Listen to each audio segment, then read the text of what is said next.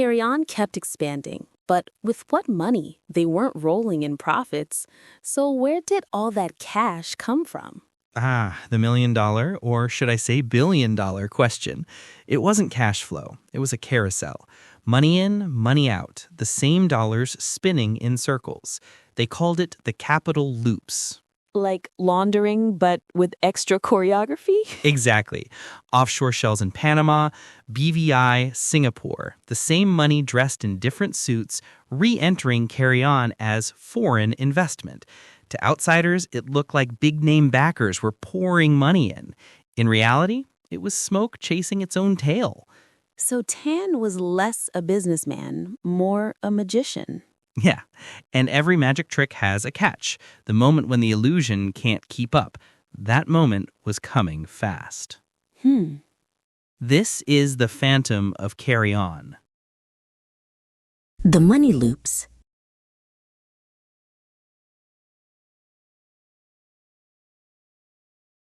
In the bustling heart of Hong Kong, a company named Carrian emerged like a dazzling comet.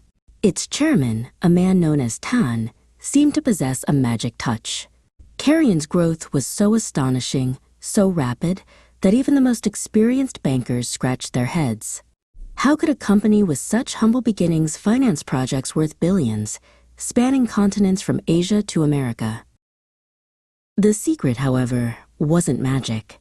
It was hidden within a clever, intricate dance of money, orchestrated through offshore accounts. Investigators would later call these capital loops. Imagine a grand, invisible circle where money flowed in and out, creating an illusion of endless wealth. Here's how it began.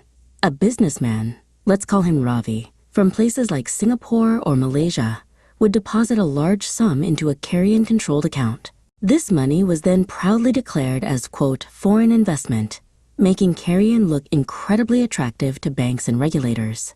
They saw fresh overseas capital pouring in, a clear sign that serious international players believed in Carrian. But the true genius, or perhaps the deception, lay in the exit.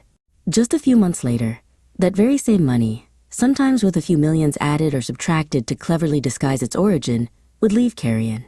It would vanish through a different offshore shell company, often registered in faraway places like Panama or the British Virgin Islands. On paper, Carrian still appeared to be a magnet for global investors, its financial statements glowing with prosperity. In reality, the cash was simply passing through, completing its carefully staged circle. The scale of these loops was breathtaking, with tens, even hundreds of millions of Hong Kong dollars swirling through the system at any given time. For Carrian, the benefits were enormous. Inflated financial statements that impressed everyone, and a soaring reputation that attracted even more attention. For businessmen like Ravi, the rewards were handsome commissions, privileged access to Carrian shares, and the prestige of being linked to Hong Kong's hottest property player. Yet shadows began to creep in. Whispers circulated among the middlemen. Some, like Ravi, had started keeping private ledgers, secret lists that meticulously tracked the money's inflows and outflows.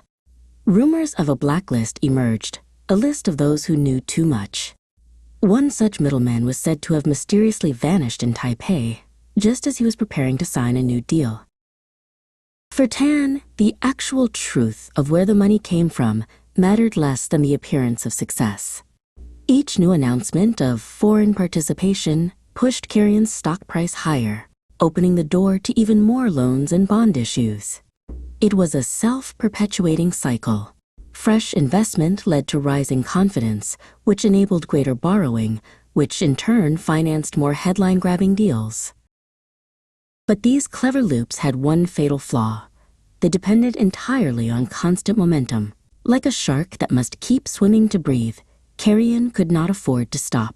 By 1982, the world's financial waters turned hostile. Interest rates climbed, Hong Kong's booming property market began to cool, and the crucial flows of foreign money slowed to a trickle. Obligations from earlier loops piled up, but new inflows failed to match the desperate pace. The capital loops that had fueled Carrian's meteoric rise now became a deadly current. As every investigator knows, the bigger the trick, the harder the fall. And by the time the music stopped, Carrian was already drowning in promises it could never keep.